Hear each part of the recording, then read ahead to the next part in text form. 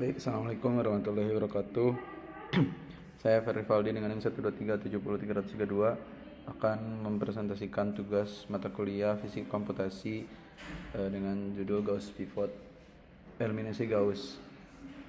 Di sini saya sudah membuat beberapa codingan. Yang pertama ada sweep, error, polyfit, Gauss-Pivot beserta dengan contohnya. Yang pertama merupakan sweep. Sweep ini merupakan modul yang berfungsi untuk menukar posisi baris atau kolom dalam suatu vektor atau matriks. Modul tersebut juga sangat sederhana tapi penting karena sering digunakan dalam algoritma numerik seperti yang sedang kita uji coba sekarang atau eliminasi Gauss. Di sini juga ada sweep rows untuk menukar baris I ke baris J dan sweep columns untuk menukar baris I ke kolom J dari matriks V. Kita run dulu yang swepnya. Yang kedua merupakan codingan dari error.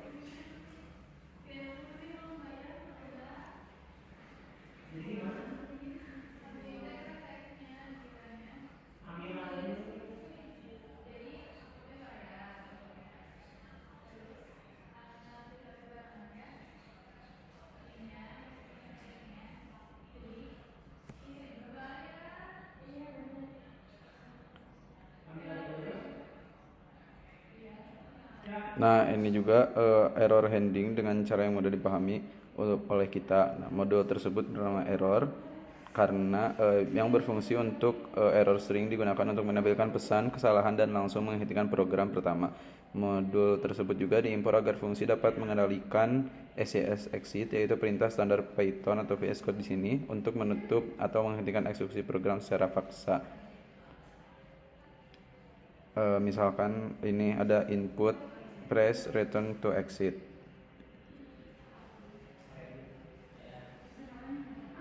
Yang ketiga itu Gauss-Pivotnya.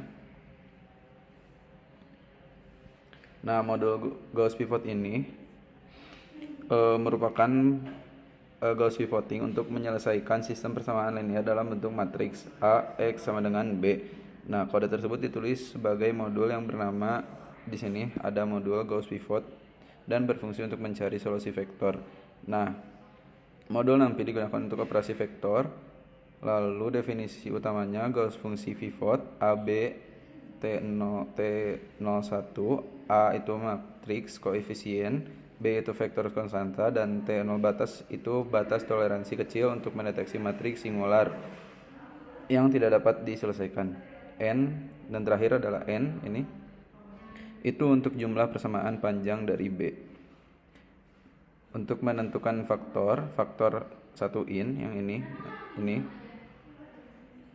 itu merupakan pengontrol ukuran relatif setiap baris, membantu dalam proses pivoting agar tidak terjadi kesalahan numerik akibat perbedaan skala besar antar baris. Nah, ada juga yang for k-in, itu untuk program mencari indeks P yang memiliki nilai terbesar pada kolom ke K setelah disesuaikan. Untuk if ABS ini itu artinya sistem tidak dapat diselesaikan dalam matriks singular. Nah, ada juga di bawah ini, di atasnya sweep row ABKP itu adalah baris AB dan S yang ditukar agar baris dengan elemen pivot terbesar berada di posisi paling atas. Kita run aja. Selanjutnya ada modul polyfit, di mana modul polyfit ini merupakan modul Python untuk melakukan regresi polinomial menggunakan metode least squares atau kuadrat terkecil. Nah, tujuannya itu untuk mencari koefisien polinomial yang paling cocok dengan data percobaan. Selain itu, modul ini juga menyediakan fungsi untuk menghitung standar deviasi.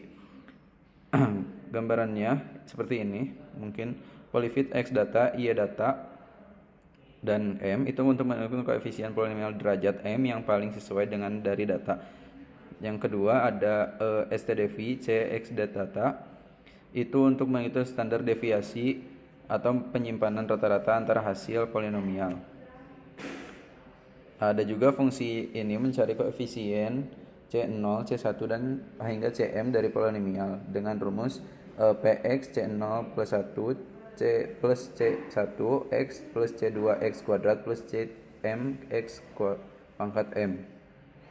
Di sini juga ada matriks A dan vektor B digunakan untuk membentuk sistem normal AC sama dengan B, sedangkan S menyimpang hasil penjumlahan pangkat-pangkat di data. Nah, segitu kitaran juga.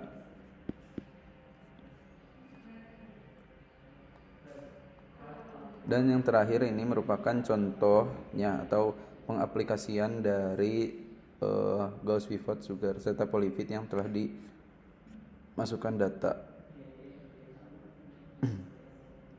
Nah, di sini sudah ada beberapa data. Yang paling penting ada yang pertama ada modul NumPy. Lalu tadi kita sudah memasukkan modul Polyfit serta Matplotlib-nya. Program ini dimasukkan ke dalam loop tak hingga atau while true yang berfungsi agar kita dapat mencoba berbagai orde polinomial tanpa menutup program. Nah, di dalamnya kita bisa diminta untuk nilai M, yaitu orde polinomial yang akan digunakan untuk fitting. Nilai tersebut dimasukkan melalui fungsi input lalu dievaluasi dengan eval. Nah, fungsi polyfit ini X data, Y data, dan M itu digunakan untuk menghitung koefisien polinomial yang paling sesuai dengan dari data. Setelah itu kita juga membuat rentang nilai X dari nilai minimum hingga maksimum X data. Yang terakhir itu ada data asli X data dan Y data dan hasil fitting X, Y digambarkan dalam Matplotlib titik-titik asli. Nah, secara keseluruhan kali ini adalah alat interaktif sederhana untuk melakukan regresi polinomial terhadap data dan kecepatan waktu. Kitaran juga yang ininya. Nah, ininya kita pilih satu aja. Maka nantinya pada grafiknya itu akan tersusun seperti ini. Mungkin sekian yang bisa saya presentasikan. Kurang maafnya mohon dimaafkan. Wassalamualaikum warahmatullahi wabarakatuh.